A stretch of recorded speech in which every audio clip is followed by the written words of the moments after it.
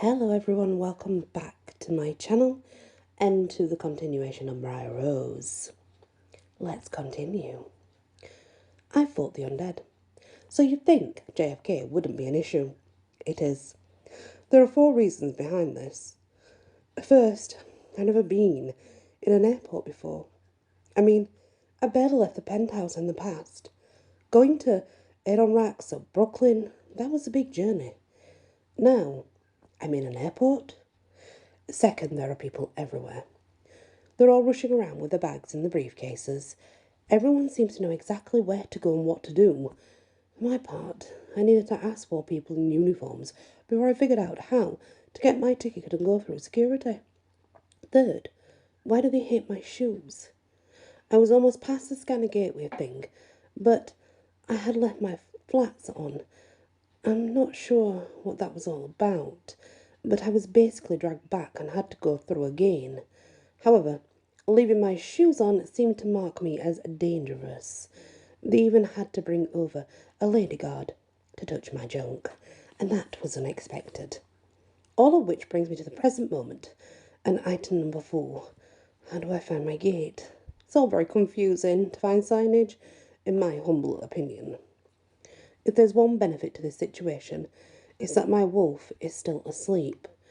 What she'd make of this entire situation, I don't even want to imagine. The words freak and outcome to mind. My inner animal isn't fond of crowds. Although I don't have to worry about my wolf, that doesn't mean I'm not carrying around another kind of anxiety.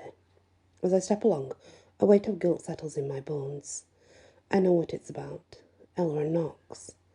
I left them a lame note saying that Colonel Mallory asked me to join him on a tour of Europe, so they shouldn't bother trying to text or call for a few days. It seems pretty believable, and something the Colonel would do, but I still feel crappy about lying.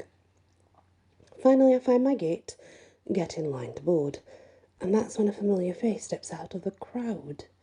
All the blood seems to drain from my body.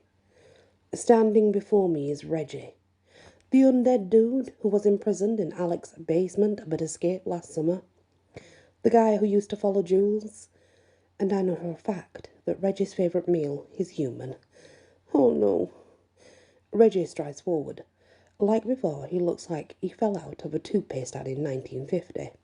He's dressed in a 3-piece suit and fedora. His black hair is slicked back with way too much gel, and his skin is too smooth and perfect to be real. He waves at me like we're all friends. Bryar Rose. I freeze. Don't eat my brains. There are smoother things I could say at this point, but it's been a long 24 hours. Reggie steps closer. Didn't the Colonel tell you? I'm your guardian angel now. Buzz off. There, that sounded much more like me. A manic gleam returns to Reggie's blue eyes. Bleak, freak, hide and seek. Ignore my words. He dies in a week. My heart sinks. Reggie loves to speak in sing-song style.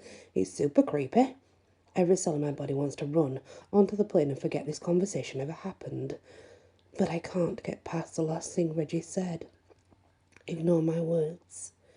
He dies in a week. You're talking about Knox. I say in a low voice. Reggie nods, his eyes still gleaming manically. How could Colonel Mallory think that having Reggie help me would be a good idea? I stare longingly at the jetway.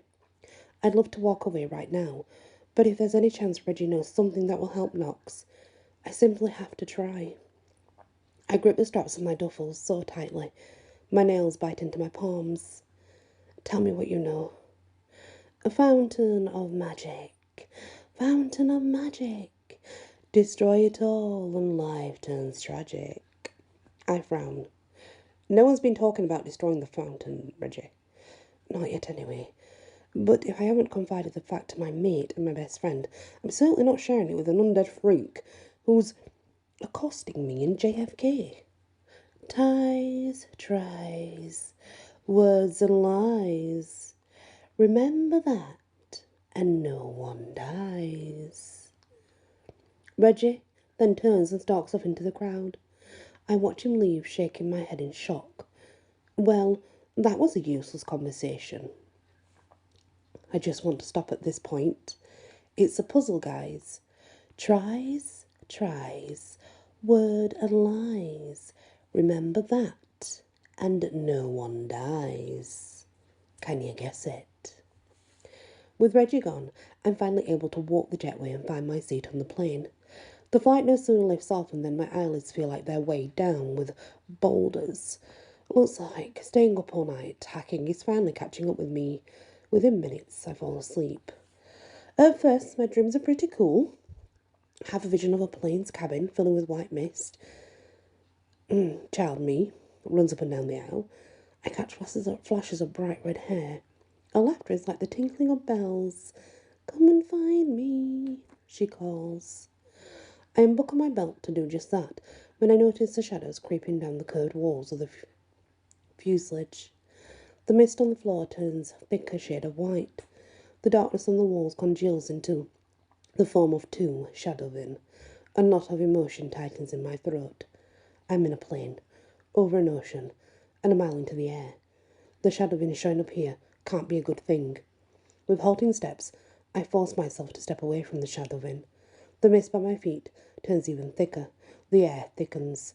It becomes an effort to pull in a breath. This is a dream, Bryar Rose.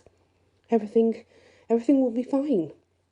Up front, the door protecting the pilot bursts open with a bang. The plane rocks. I fall onto my butt. A wave of mist and white light pour into the main cabin. All the passengers start to lose their minds. Everyone screams and crawls over each other, moving in a mad rush to get away from the front of the plane. The aircraft lurches violently from side to side. My heart beats with such force, I worry it will break through my rib cage. The void appears at the far end of the aisle, right by the ruined pilot's door. I want to scream and run, but I'm rooted to the spot. Stupid dream. When the voice speaks, his voice booms through the air. Bring me the fountain. The fountain. Somehow, I'm able to croak out one word. No. The shadowmen cackle with glee. Whether you want it or not. Well, you're already helping us, they say in unison. The plane starts to spiral downward. My body becomes squished against a nearby wall. Luggage falls out of the overhead bins and tosses through the air. The screams turn deafening. I grip onto the top of the chair and yell with all my strength. Never! The dream ends. I find myself wide awake. A super nervous flight attendant stands at the end of my aisle. Are you all right, miss? He asks. I look at the two business folks in the seat beside me. The way their eyes are bugging out of their heads, I was definitely just screaming never at the top of my lungs. Ugh. I'm fine, I say quickly. A bad dream, that's all. The flight attendant narrows his eyes at me. He isn't buying my bad dream story, and I don't blame him. But what do I say? There's a supernatural big bad following me around. Seriously, I force a grin. I'm all right now. The flight attendant nods. You'll want to rebuckle your seatbelt. We're about to land in Charles de Gaulle. After reclicking my buckle, I let out a long sigh.